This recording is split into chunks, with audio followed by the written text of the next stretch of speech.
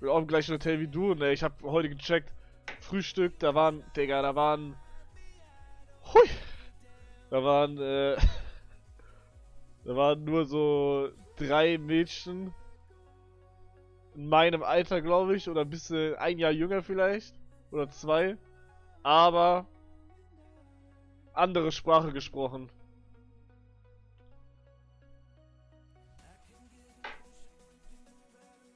Tu Armer, ja.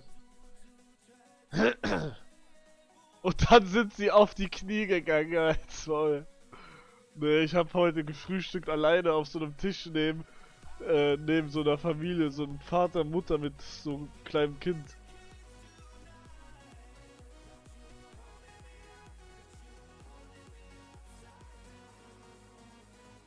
Da habe ich die ganze Zeit aus dem Fenster geguckt, bis da